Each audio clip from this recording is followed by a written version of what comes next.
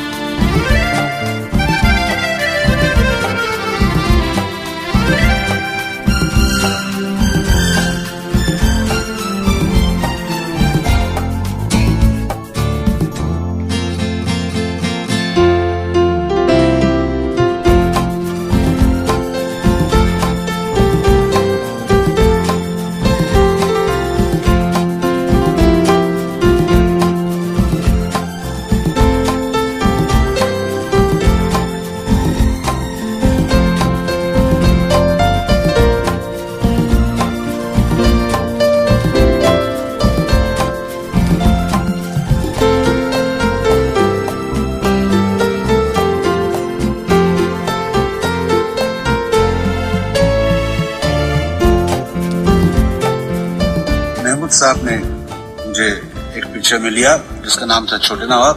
तो उसके गाने हम बनाना शुरू किए। तो पहला ही जो गाना था वो गाना उन्हीं का था। और मैंने कहा कि रवि साहब एक पिक्चर मुझे मिली है। तो उन्होंने कहा कि मुझे मालूम है मैं उसकी पिक्चर कर रहा हूँ।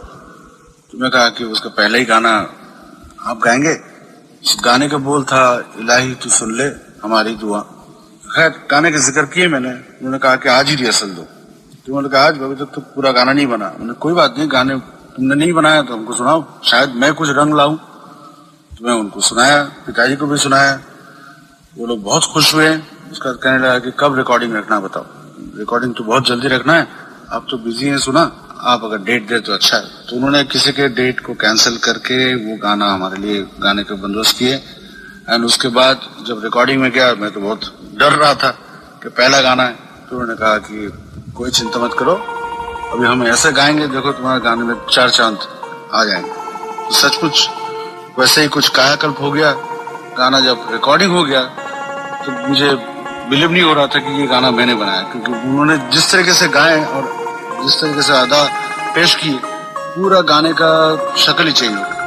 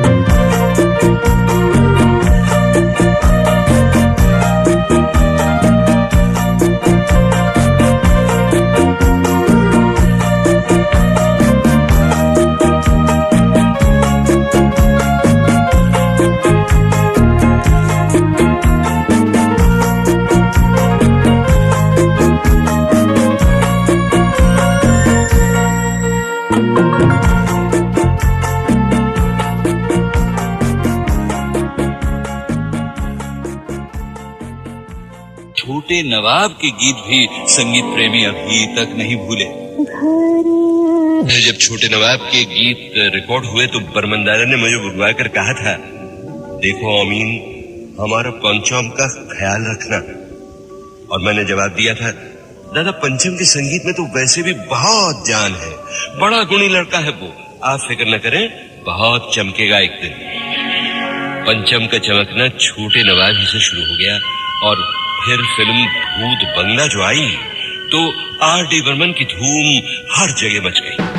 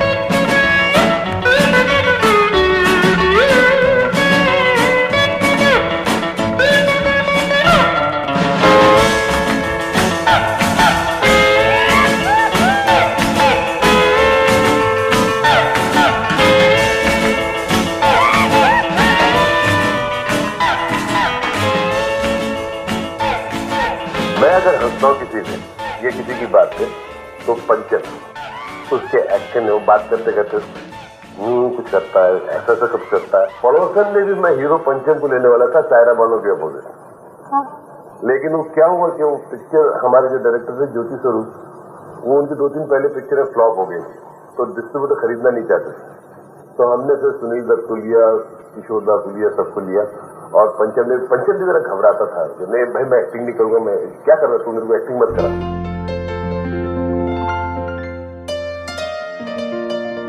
कामयाबी की नई नई मंजिलें उनके कदम चूम रही थी, मगर महमूद की यारी बरसों बरकरार रही। छोटे नवाब और भूत बंगला की तरह महमूद की फिल्म पति पत्नी में भी पंचम का संगीत था, मगर पंचम की शोखी फिर एक बार बहुत जोरों में उभरी फिल्म पड़ोसन के गीतों में।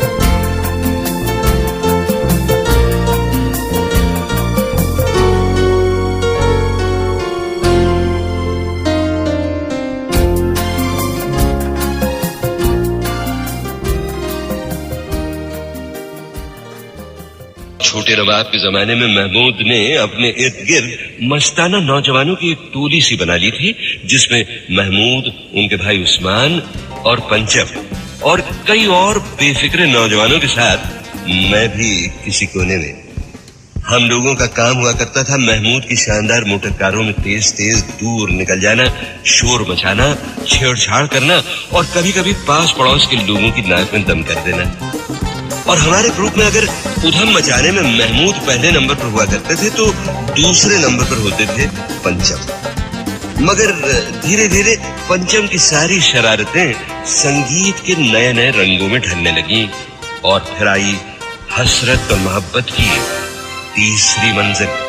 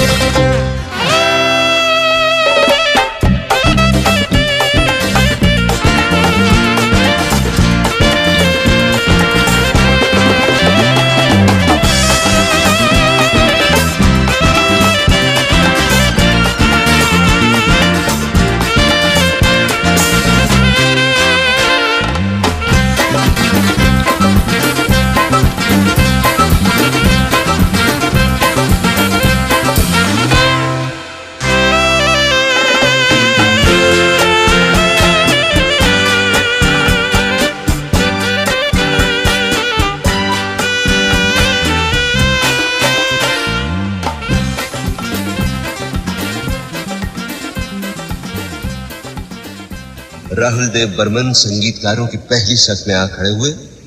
एक तो वो खुद ही होनहार थे और दूसरे मशहूर पिता का साया भी तो सर पे था, लिहाजा इब्तिदा ही बड़े बड़े शायरों के साये में हुई। शैलेंद्र, मजरू सुल्तानपुरी, हसरत जयपुरी, राजेंद्र कृष्ण, साहिर लुधियानवी और फिर आनंद बख्शी। कुछ और शायर भी साथ हो लिए जिनका जिक्र मैं आगे चलकर करूंगा। पंचम को प्लेबैक सिंगर्स में बहुत शानदार मिले सारे, लता मंगेशकर, मोहम्मद रफी, किशोर कुमार।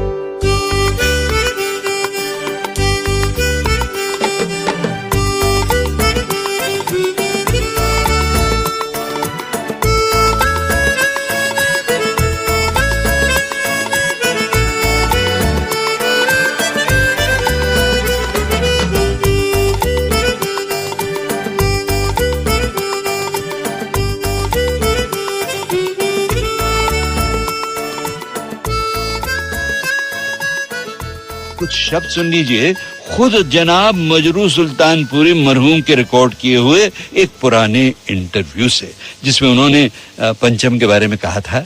राहुल के बारे में ख्याल तो छोटे नवाब के गीत मतवाली आंखों वाले ही से कायम हो गया था जी। बर्मन साहब के स्टाइल की नकल किए बगैर उनके स्टाइल और मॉडर्न म्यूजिक को मिला जो आकर पंचम ने एक अनोखा स्टाइल बना लिया है। और अब सुनिए वो गीत जिसका मैंने जिक्र किया था, मजरू साहब का लिखा हुआ। फिल्म थी प्यार का मौसम।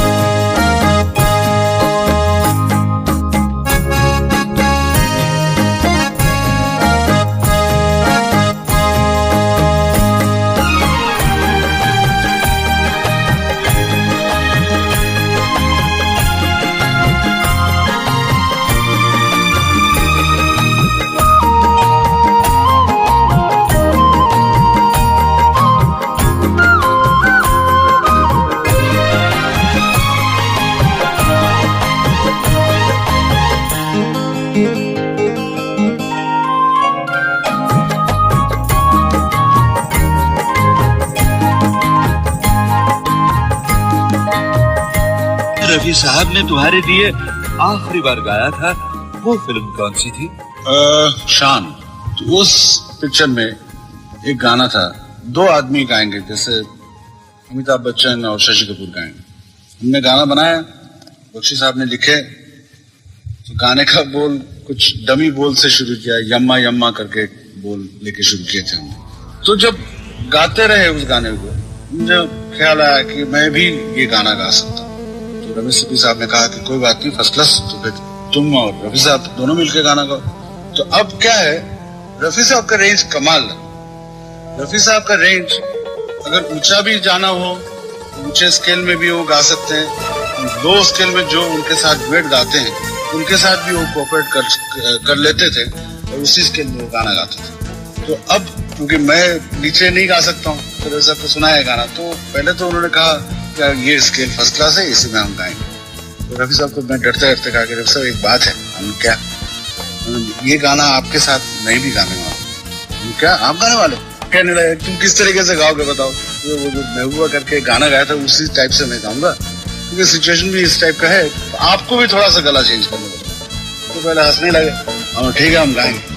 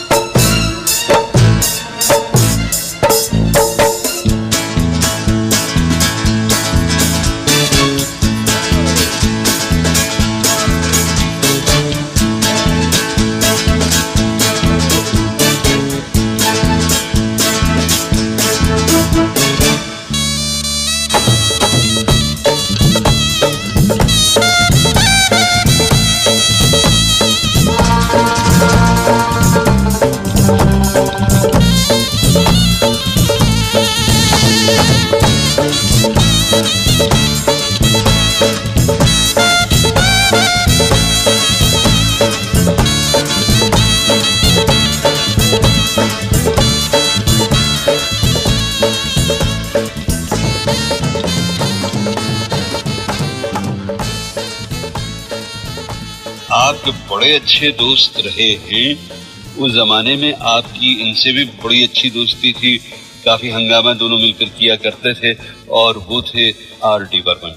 बड़े गुणी, बड़े अच्छे, बड़े मिलनसार, बड़े अजीब व गरीब, बड़े टैलेंटेड म्यूजिक डायरेक्टर जो इस दुनिया से देखिए वो भी नहीं रहे हमारी दुनिया में।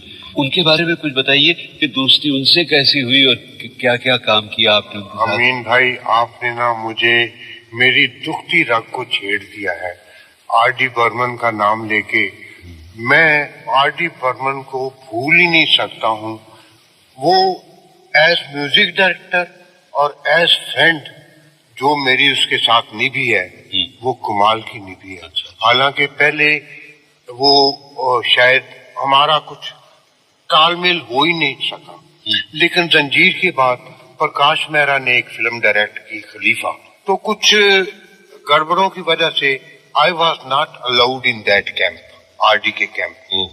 तो रणधीर कपूर ने और प्रकाश मेहरा ने R.D. बर्मन को बोला कि देखो पंचम, एक बार तुम ट्राई कर लो उसको, अगर तुम्हें पसंद नहीं आया उसकी लेखनी तो मत लेना। तो मैंने उसके साथ पहला गाना ही लिखा और इतना अच्छे माहौल में वो गाना बना। वो गाना था दिल मचल रहा है, रंग बदल रहा है। तो पहला गाने जब वो रिकॉर्ड हुआ तो मेरे साथ इतना एट ईज हो गया, उससे मेरी ऐसी तालमेल बनी कि फिर हमने बहुत अच्छा काम किया और कमाल का काम किया। और सिंस वो बहुत ही गुणी आदमी था, आई रियली मिस हिम। मुझे जितना अपने माँ बाप की मौत पे दुख हुआ था उससे भी ज्यादा दुख मुझे पंचम की मौत का हुआ, और मैं अभी भी फील करता हूँ कि आई मिस हिम।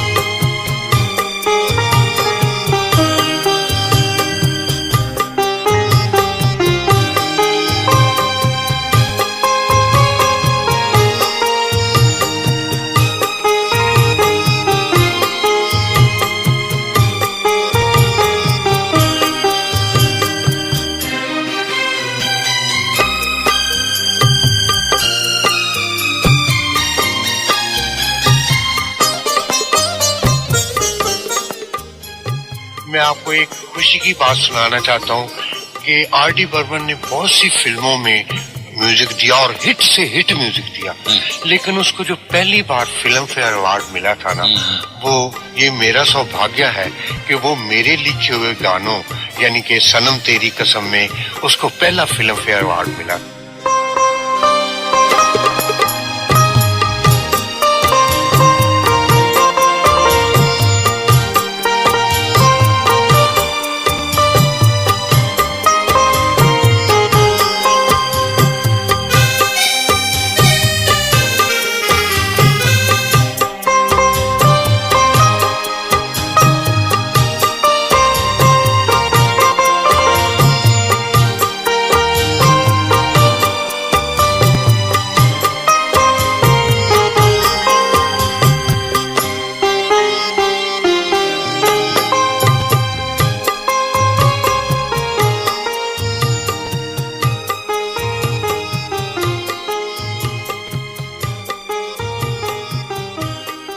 ये तो नहीं कह सकता कि उस जमाने से जानता हूँ उसे जब नेकर पहना करता था।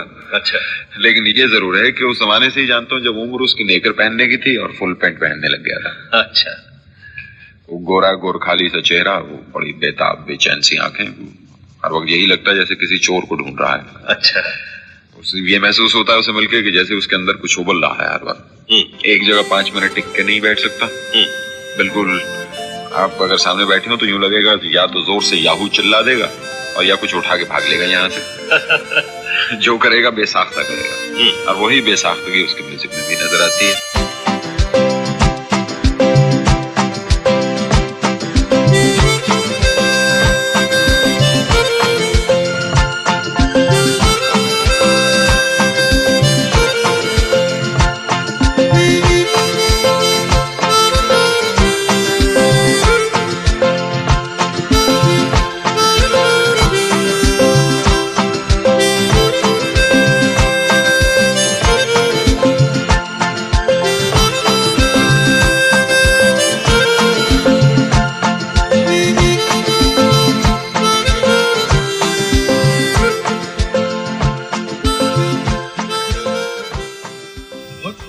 गाना मुझे याद नहीं आ रहा। बहुत पुराना नहीं है वो, आपको बहुत आदत हो गई है नेशनल अवार्ड्स की। दूसरा गाना भी आप ही का कंपोज किया हुआ है, बीती ना बिताई रहना, जिसपे जी हाँ, दीदी को नेशनल। दीदी को नेशनल।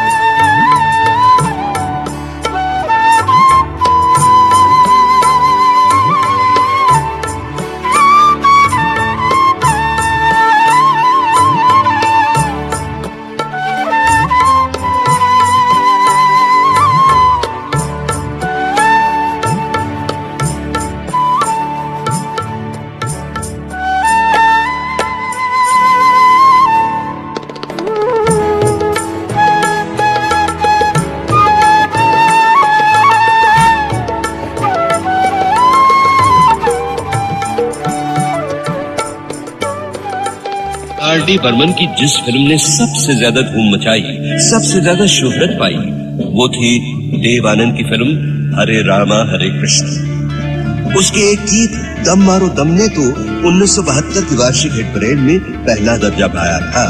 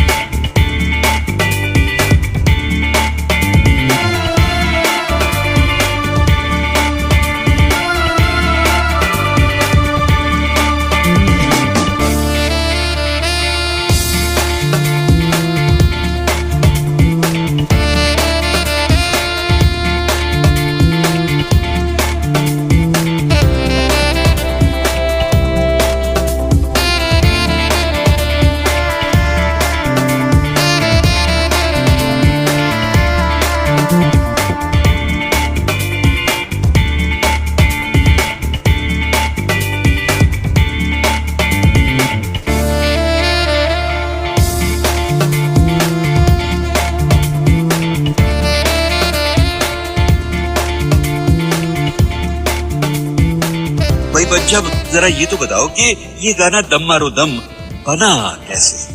तो वो बोले, ऐसा हुआ कि देव साहब आए सिटिंग के लिए और सिटिंग में उन्होंने कहा कि गाना चाहिए, राम का नाम बदनाम ना करो।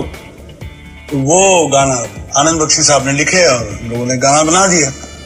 लेकिन उसका क्या हुआ, उसी दिन की बात कर रहा हूँ, जब देव साहब चले गए तो हम लोग रात को बैठ के गपशप मार रहे थे और एक्चुअली आनंद बख्शी साहब का आइडिया था। उन्होंने कहा कि देखो पंचम, आजकल सब लोग दम मारते रहते हैं, तो उसके ऊपर कोई गाना होना चाहिए इस पिक्चर में। मैंने कहा कि अभी तो कोई तो सिचुएशन तो है नहीं। तो उन्होंने कहा कि देखो एक काम करते हैं, उसमें एक डांस का पोर्शन है उस गाने से पहले, वहां पे गाना क्यों नहीं बनाया जाए। खैर वो तो बातचीत होती रही, लेकिन बातचीत करते करते वो जिस तरीके से वो सिगरेट पी रहे थे, वो माइम कर रहे थे कहने के लोग किस तरीके से स्मोकिंग करते हैं, और वो करते करते हमने बोला कि वाह बड़ा अच्छा दम मार रहे हैं आप। उन्होंने कहा कि हाँ दम मारो दम, बोलो सुबह शाम, हरे कृष्ण हरे राम, ऐसा कुछ गाना बनाओ। ऐसा 5 मिनट के अंदर वो पूरा गाना जो है ना वो बन गया। उसका दूसरे दिन जब देव साहब आए, उनको कहा कि भाई ऐसा एक गाना बनाया आप रखिए। उन्होंने कहा कि नहीं भाई ये हमारे सिचुएशन का खिलाफ है, लेकिन फिर भी वो गाना रखा गया इसलिए कि हमने जितनी यूनिट्स है सबको मस्का मारा था, जैसे जिलत को मस्का मारा, सब यूनिट वाले को मस्का मारे, तो वो गाना रिकॉर्ड होने का ये तय हुआ कि सिर्फ रिकॉर्ड में रखेंगे ये गाना, पिक्चर में नहीं रखेंगे। तो इसलिए आप देखिएगा, अगर पिक्चर देखें तो एक मुखड़ा और एक छोटा सा अंतरा उन्होंने रखा था। पहले ये गाना वो रखने ही नहीं वाले थे, लेकिन ये गाना इतना हावी हो गया सब लोगों के ऊपर गाना रिकॉर्डिंग करने के बाद, तो मजबूरन उनको ये गाना रखना पड़ा।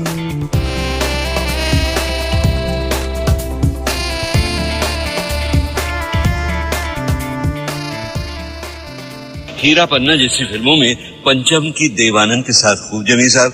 वैसे भी देव पंचम के प्यारे अंकल समान थे ना। देव ने अपनी कई फिल्मों में पंचम के पिता एस.टी. बर्मन से संगीत लिया था। एक पुराना टेप मेरे पास ऐसा भी रखा हुआ है बानो भाइयों, जिसमें पंचम ने खास तौर पर देव आनंद के जोशीले तौर तरीकों को बयान किया था। लीजिए सुनिए। उनकी खूबी के बारे में सुनिए। अच्छा, कौन सी खूबी है उनकी? खूबी सबसे बड़ा खूबी है कि उनमें बहुत जोश है। बहुत जोश है? जी हाँ। जैसे हम लोग सपोज सिटिंग के लिए बैठे हुए हैं और कभी कभी ऐसा होता है मूड नहीं आता है कॉम्पोजिशन का, सुस्त बैठे हुए हैं समझ लीजिए। उस वक्त वो आते हैं, जिस तरीके से आते हैं ऐसा लगता है कि कोई बिजली आ गया है। सबको कहते हैं हाय एवरीबॉडी, हेलो, इस तरीके से आते हैं और कुछ हंगामा शुरू करते हैं, कुछ इधर उधर की चीजें फेंक देते हैं, तोड़ते हैं और इस तरीके से बातचीत करते करते हम लोग सबको मूड में लेके आते हैं। हम लोग गाना गाना शुरू करते हैं, कुछ न कुछ गाना बन जाता है। Very good, very good.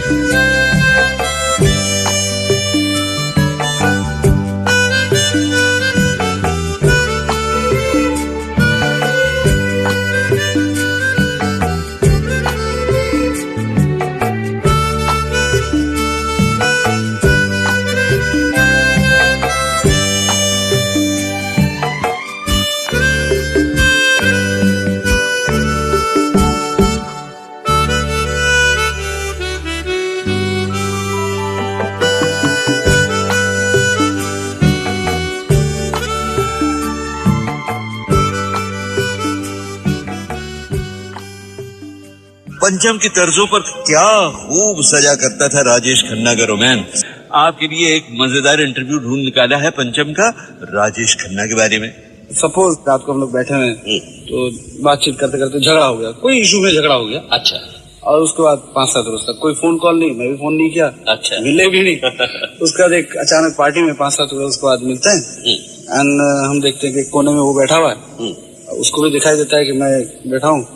तो वहां से आस-पास हम लोग काफी क्लोज आते हैं। क्लोज यानी कि समझ लीजिए कुछ दूरी में बैठे हैं, यानी एक दूसरे को देख सके और सुन सके इतना फासला है। और मेरे साथ कुछ चंद लोग हैं, उनके साथ भी है। तो वहां से डायलॉग बाजी शुरू करता है कि बड़ा म्यूजिक डायरेक्टर हो गया, आजकल बातचीत भी नहीं करता है, मुंह फेर लेता है। अच्छा। तो फिर मेरा भी यहाँ से शुरू होता है ना कि हाँ भाई बड़ा स्टार है, स्टार हो जाने से ऐसे ही होता है, दोस्त भूल जाते हैं, पुराने टाइम थे, हम लोग मिलते थे, दिस एंड दैट। तो ऐसे करते करते काफी क्लोज आते हैं। लेकिन क्या है वो सेंसिटिव तो है ही वो, अब मैं भी हूँ, तो हम लोग उसके लिए हम लोग बातचीत इसी तरीके से चालू रखते हैं। एंड सब लोग चक्कर खाते हैं कि हम लोग क्या बात कर रहे हैं, लेकिन खैर खाना वाना होता है, पार्टी में सब कुछ होता है। उसके बाद हम लोग जब बाहर निकलते हैं, या तो वो पूछता है नहीं तो मैं पूछता हूँ कि तेरे पास गाड़ी है? कहते हैं हाँ गाड़ी है। लिफ्ट देगा? उन्हें चल कहाँ चलना है? उन्हें घर चलना है। तो वो मुझे बैठाता है, नहीं तो मैं उसको बैठाता हूँ। फिर गाड़ी में बैठते हैं, दोनों आपस में गले मिलते हैं, थोड़ा बहुत रो भी लेते हैं, अच्छा हंस भी लेते हैं। और उसके बाद गाड़ी में आते आते कोई नया कॉम्पोजिशन हुआ वो सुना देता हूँ। इसका जो एक बेस्ट सीन है कुछ चंद दिनों में उन्होंने किया, वो मुझे सुना देता है। अच्छा इस तरीके से हम लोग घर आ जाते हैं।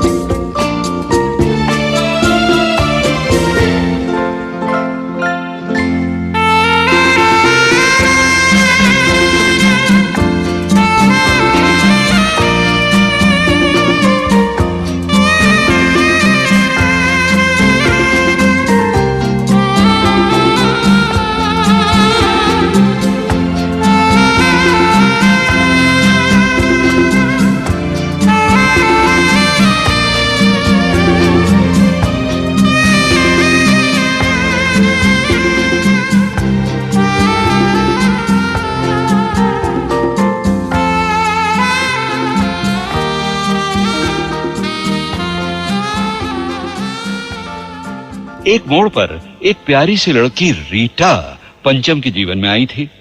पंचम जितने बेताब हुआ करते थे, अधीर हुआ करते थे, उतनी ही वो लड़की शांत और सोबर थी। पंचम के हंगामों को सहनशीलता से झेलना उसे बहुत अच्छी तरह आता था और माँ बाप के आशीर्वाद से सन 1960 में पंचम और रीटा की शादी हो गई। मगर ये रिश्ता ज्यादा बरसों तक निभ न सका और दोनों अलग हो गए।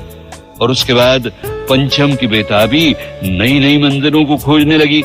एक मंजिल वो थी जो बहुत दूर नहीं थी, आशा भोसले। दोनों में लगाव बढ़ता गया और फिर एक दिन शादी हो गई। भाई जहां तक मुझे याद है हनीमून मनाने के लिए दोनों गए थे दार्जिलिंग और इत्तेफाक से मैं और मेरी बीवी रमा भी वहीं थे और उसी होटल में थे। जी तो मेरा चाहा कि मेरे प्यारे दोस्त और छोटे भाई पंचम और मेरी फेवरेट गायिका और छोटी बहन आशा के साथ खूब बातचीत करूं, डिनर और लंच खाऊं, घूमने जाऊं। मगर मेरी बीवी ने टोकते हुए कहा मुझसे कि क्यों उनके हनीमून के कबाब में हड्डी बन रहे हो तुम? भाई बंबई जाकर वो फिर कामकाज में उलझ जाएंगे, अभी तो उन्हें अकेला छोड़ो।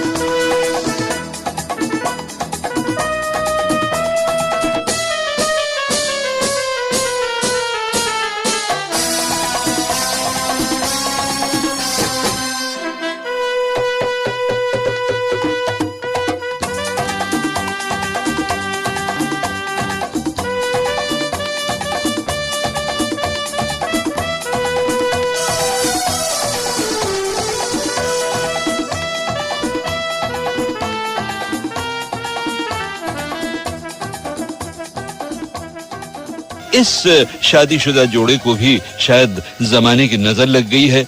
दोनों में तनाव बढ़ता जा रहा है और कुछ लोग तो ये भी घुसफुस करने लगे थे कि पंचम और आशा अलग होने लग गए हैं। मगर बहनों और भाइयों, मैं आपको बताना चाहता हूं कि वो अफवाह पूरी तरह सही नहीं थी और इसका सबूत मैं आपको आज ही आगे चलकर दूंगा। यहां सुन लीजिए आशा जी के 1997 यानी 1997 के एक इंटरव्यू का एक छोटा सा हिस्सा पंचम के बारे में। वो मुझे पूछते थे कभी कि ये गाना कैसा हुआ बताओ, ये नहीं मैं बोलती थी, ये नहीं पूछती थी आप किससे गवा रहे हो, कौन गा रहा है, कौन आ रहा है, कौन, कभी नहीं बात की।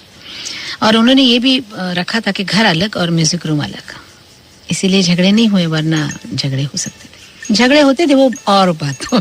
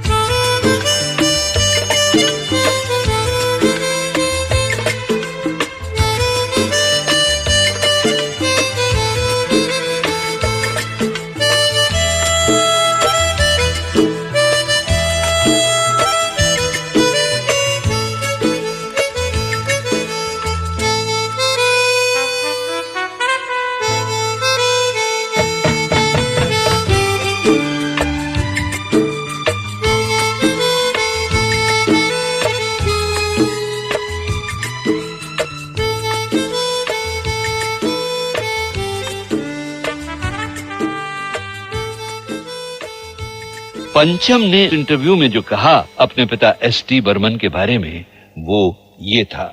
पिताजी कभी मुझे तारीफ नहीं करते थे, मगर हाँ और अच्छा होना चाहिए ऐसा कहते थे। तो उन्होंने कटी बदन के टाइम में एक दिन आके कहा कि मैं बहुत खुश हूँ। वो सुबह मॉर्निंग वॉक के लिए जाया करते थे। मैंने कहा कि आपको इतना खुश कभी देखा ही नहीं। उन्होंने कहा कि पंचम एक आज का मैं मॉर्निंग वॉक के लिए जाता हूँ सुबह 6 बजे, तो मेरे पीछे जुहू बीच में लोग लग जाते हैं, बोलते हैं बर्मन दादा साइन की करके दीजिए ऑटोग्राफ, ये एस.डी. बर्मन जा रहा है, ऐसा कहते हैं। आज पहली दफा एक बात सुनी, मैंने कहा कि क्या, कि ये देखो आर.डी. बर्मन का पिताजी है। तो he was very much happy. तो ये मेरे जीवन में इट्स लाइक ए मोमेंट, ये मैं हमेशा याद रखता हूँ।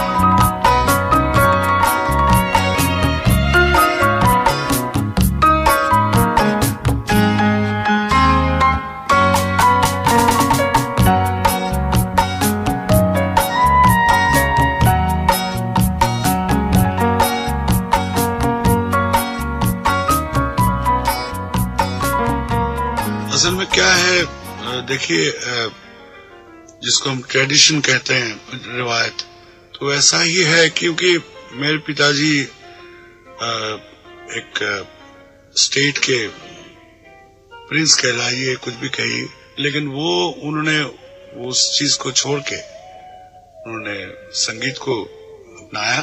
उनके स्कूलिंग जो है उसके साथ साथ ही उन्होंने किसी उस्ताद से उन्होंने गाने वाने सीखे थे। उस तरीके से मेरी माताजी जो है वो भी ढाका से है और उन्होंने भी काफी संगीत सीखे काफी उस्तादों से। तो इस तरीके से उन लोगों के जो एक मिलन हुआ, उनसे जो मैं पैदा हुआ हूँ, तो उसमें जाहिर है कि मैं थोड़ा बहुत तो म्यूजिकल माइंडेड तो था ही। मेरे वालिद साहब ने यही कहा कि बेटा अगर संगीत में कोई दिलचस्पी है तुम्हें तो कुछ ना कुछ क्लासिकल का बैकग्राउंड तुम्हें होना चाहिए, सब कुछ होना चाहिए। मैं इतना खुश नसीब हूँ कि आले अकबर खान साहब, जिनके नाम शायद दुनिया भर लोगों को मालूम है, जो सरोद नवाज है, उनके पास उन्होंने मुझे, वो हम लोग कहते हैं ना गांडा बांधना, खैर उनके पास तो मैं ज्यादा क्लासिकल कुछ सीख नहीं पाया क्योंकि वो खुद बिजी होते थे, लेकिन उनके घर के जो आबहवा एटमॉस्फेयर था उसमें बिल्कुल मैं उसका मजा लेता था, क्योंकि रविशंकर जी आते थे वहां पे, वो लोग क्या डिस्कस करते थे राग रागिनी के बारे में, वो मैं सीखा और थोड़ा बहुत गाने की भी गाने की भी रिवाज करता था वहां पे। तो उस तरीके से हमारा थोड़ा सा वो बचपन का जो वो ट्रेडिशन बोल लीजिए, कुछ भी कहते हैं, वो हुआ और मैं थोड़ा बहुत जो भी सीख पाया। ये हुआ साहब ऐसे कि मेरे पिताजी ने मुझे कहा कि अगर म्यूजिक डायरेक्शन अगर करना ही हो तो अच्छी तालीम की जरूरत है। खैर तालीम क्या दिया मैंने वो तो मैं आपको बाद में बताऊंगा, लेकिन ये बात जरूर है कि मैं इनके एसोसिएशन में बहुत सारे म्यूजिक डायरेक्टर को मिला और वो लोग किस तरीके से काम करते थे वो मैं देखा और सुना, और उनके एसोसिएशन इतने अच्छे थे कि सब म्यूजिक डायरेक्टर एक साथ मिलकर डिस्कस करते थे कि इस तरीके से काम करना चाहिए। और मैं देखता था कि किस तरीके से पिताजी काम करते हैं और पिताजी मुझे कहा करते थे कि आप भी कोई कंपोज करो मेरे साथ। तो हम लोग it was like hand in gloves, you know, तो एक मुखड़ा उन्होंने किया तो अंतरा हमने किया। किस तरीके से मैं म्यूजिक में उनके साथ काम करना शुरू किया तो मुझे करीब मिलने शुरू कर। क्या है, मेरे पिताजी हमेशा बोला करते थे कि पंचम अगर तुमको म्यूजिक डायरेक्टर बनना है कुछ नया करो, अलग करो, जो दूसरे म्यूजिक डायरेक्टर के साथ नहीं मिले। आप जैसा स्टाइल होता है, जैसा नौशाद साहब का एक स्टाइल था, रफी उनका एक स्टाइल था, फिर नया साहब का एक स्टाइल था, तो किसी से मिलता जुलता नहीं होना चाहिए। तो मैं एक पिक्चर कर रहा था तीसरी मंजिल, नासिर साहब ने प्रोड्यूस किया जो पिक्चर को, तो उस पिक्चर में हमने ये ट्राई किया कि ताकि दूसरे से नहीं मिले। तो I was very much westernize music का शौक बहुत था, तो जैज जो मॉडर्न जैज वो ब्रास ओरिएंटेड उस टाइप के सब गाने के कॉम्पोजिशन हमने किया, अरेंजमेंट भी है।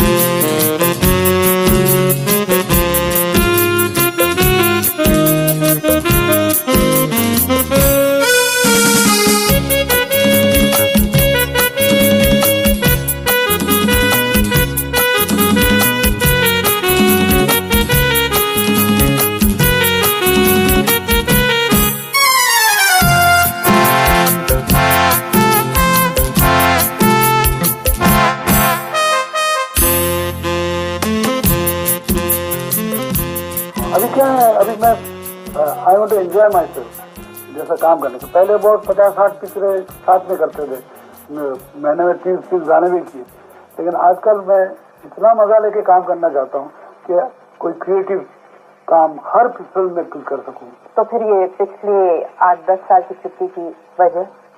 इसके कारण बताता हूँ आपको, बहुत वेरी इंटरेस्टिंग। ये कारण ये है कि एक पिक्चर में सिवाय एक पिक्चर जब तक हिट नहीं हो कोई चीज उभर के नहीं आता। जैसे एक्टिंग बोलिए, जैसे म्यूजिक डायरेक्शन बोलिए, जैसे डायरेक्शन बोलिए, कोई भी चीज अगर हिट पिक्चर हो उसमें डेफिनेटली जो ऐड है वो छुप जाता है। आप समझे ना, मतलब इस तरीके से मेरे काफी पिक्चरें सालों में आया जो उस म्यूजिक को लेके काफी लोग they have lived with that music, मतलब सुबह से लेकर वही कैसेट सुन रहे ड्यूरिंग प्रोडक्शन, बट जब पिक्चर रिलीज हो गया है उसका मालूम पड़ा कि वो गाना कोई सुनता ही नहीं, तो इसलिए शायद definitely I was under the self. लेकिन उसके बाद ऐसा भी हुआ कि मेरी तबीयत थोड़ा सा खराब हो गया था कुछ 4 साल से। I had a heart problem, I went for a bypass surgery. वो करने के बाद मैं आपको बताऊं कि 1.5 साल से I am feeling much better and कुछ ना कुछ अच्छा ही हो रहा है।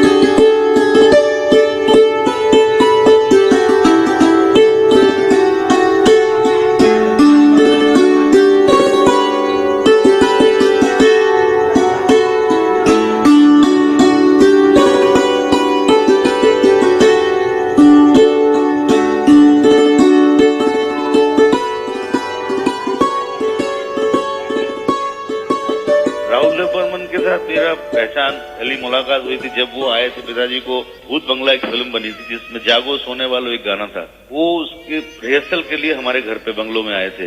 ये मैं बात कर रहा हूँ 1962-63 की बात कर रहा हूँ। तब मैंने उनको देखा था। उससे पहले मैं पहली फिल्म छोटे नवाब में जब मैंने उनका गाना सुना, मतवाली आंखों वाली, लता मंगेशकर, मोहम्मद रफी, तब मैंने I said to myself this man will come and change the trend, he is the music director. मतलब मैं उनका बहुत बड़ा फैन रह चुका हूँ बचपन से, क्योंकि उनका एक अलग स्टाइल जो उन्होंने बनाया था, एक रिदम का एक अलग अंदाज, फुल्ली टोटली चेंज, एकदम मतलब वेस्ट और ईस्ट को मिलाने वाला इतने नए ढंग से, that was Rahul Dev Burman. And तब से मैंने कहा कि ये आदमी आके सबकी छुट्टी करने वाला है, और वही किया उन्होंने। वो मुझे अपने छोटे भाई के जैसे प्यार करते थे, बहुत प्यार करते थे। Not because he like me, because वो पिताजी को बहुत चाहते थे।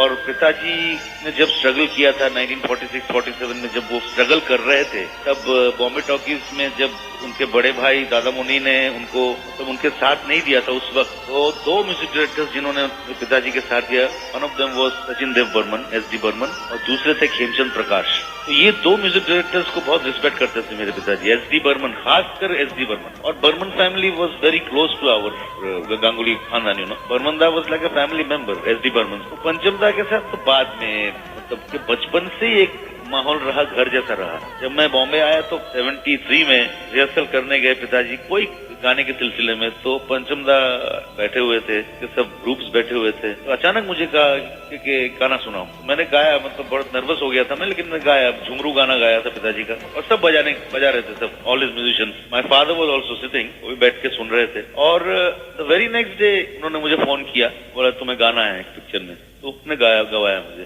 तो उस टाइम से लेके मैं, I was the only fellow in this industry at that time. I remember कि उनके सिटिंग रूम में किसी को अलाउ नहीं करते थे, सिर्फ मुझे अलाउ करते थे, इन द सेंस बाहर के किसी को अलाउ नहीं करते थे, क्योंकि मैं किशोरदा का बेटा था। वो तो एक था ही उनका प्यार, प्लस ही लव्ड मी। मैं अभी भी बैठ के कभी कभी सोचता हूँ इतना मुझे क्यों प्यार करते थे। He was a gem of a person, Rahul Dev Burman. They can not be a replacement of RD. Burman. I think they can not be another Rahul Dev Burman.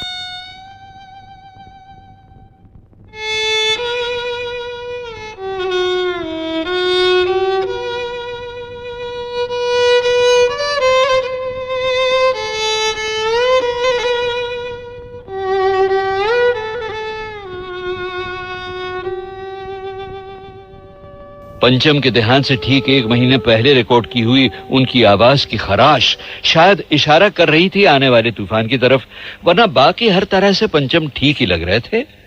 Shooting पूरी हुई और मैं पंचम और आशा को गुड बाय कह के घर चला आया और उसके ठीक 1 महीने बाद घटी वो घटना जिसके बारे में मुझे तब पता लगा जब पंचम के सभी चाहने वाले उनके शव के साथ स्मशान घाट जा रहे थे।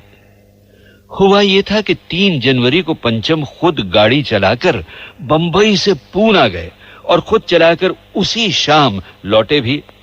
रात को शक्ति सामंत के यहां पार्टी थी जो बहुत देर तक चली। पंचम बड़ी देर में घर लौटे।